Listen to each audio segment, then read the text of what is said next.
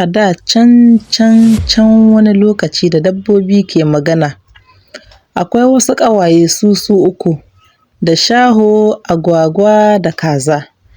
Duk da cewa akwai bambanci a halayya, amma wannan bai hana su zama tare ba. Mun san dai shi shaho yakan haura sama, amma agwagwa da kaza ba sa tashi. Ita kuma agwagwa na da son shiga ruwa sosai. To, suna wasa tare, suna cin abinci tare, suna bacci tare. Amma suna da wata matsala ɗaya, wacce ita ce dalilin da ya ƙara danƙon zamantakewarsu.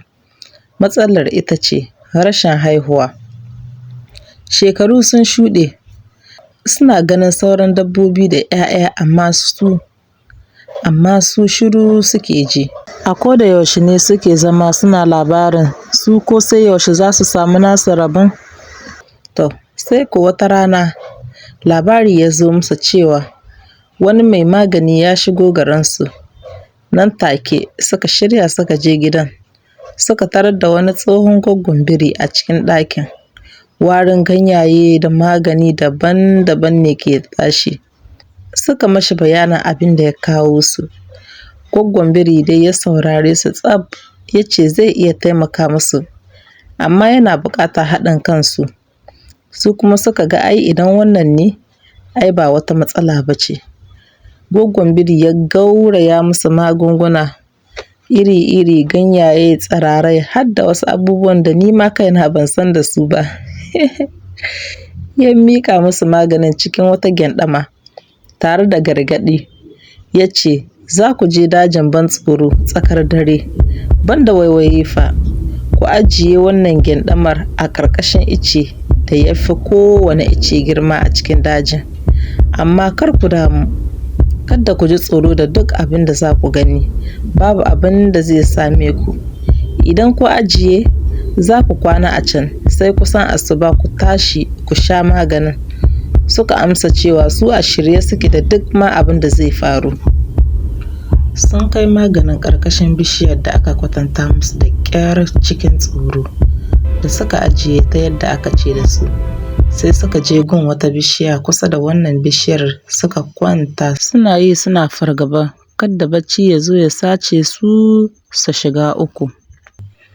Wani bacci mai nauyi ne ya fara damun shaho. Ai kuwa ta kwanta ta yi.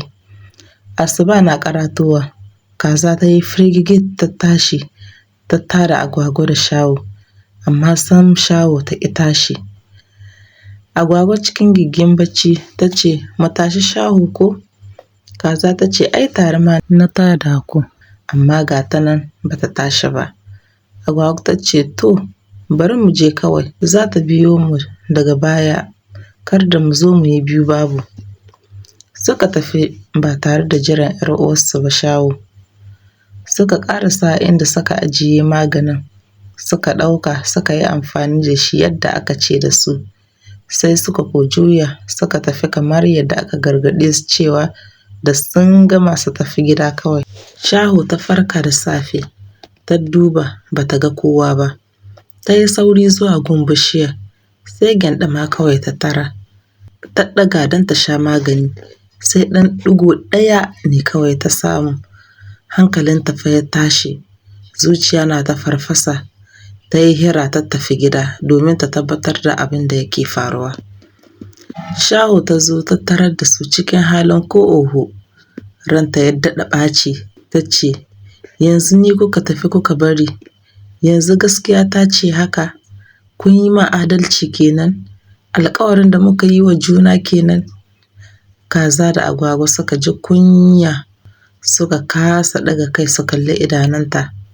Sai kaza ta ɗaga kai za ta yi magana. Shaho ta katse ta da cewa, babu abin da za ku gaya min. Ta buɗe faka-fakai, fir kawai ta tashi ta tafi. Tana faɗin sai in kun ji daga gare ni, ba ni ba ku har abada. Kwanaki kaɗan bayan faruwar haka, kaza ta fara jin canji a jikinta, agwagwa ma haka. Lokaci kaɗan, aiko sai gashi sun fara sako ƙwai.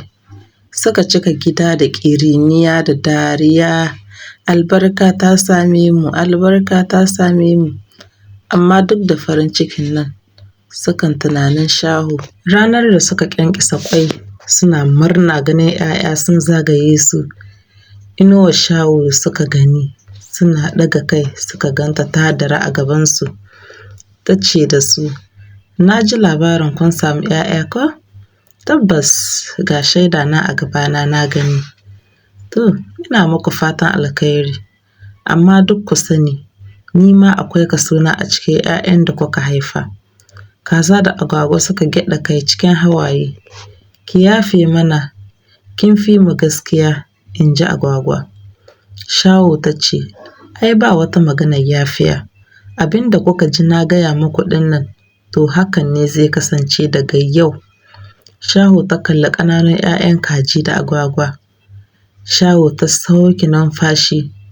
Ni ba zan haihu ba, don haka ba zan ƙyale su ba. Idan ba zan sami nawa ba, zan sami naku. Ta zabura ta ɗauki ɗaya a cikin farattan ƙafafunta, ta ɗaga sama. Agwagwa da kaza suka shiga tsoron shaho. Duk lokacin da suka ga ta zo, za su iya ƙoƙarinsu na ganin cewa sun kare 'ya'yansu. Daga wannan rana, shaho ta rantse za ta dinga ɗaukar 'ya'yan kaza da agwagwa har abada. Duk da cewa daga baya ita ma maganin ya ɗan yi aiki a jikinta, amma shaho ba ta kwankwatsa 'ya'ya masu yawa kamar agwagwa da kaza. Wasu sun ce 'ya'yan da take ɗauka ne take mayar da su nata, wasu kuma sun ce a'a, ita ma takan haifa nata ne. To, ni dai wannan ne ban sani ba.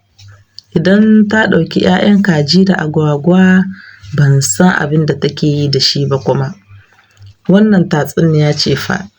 Don haka masu sauraro na, menene ra'ayinku? Ku faɗa mini a comment. Don Allah ku yi min like da subscribe.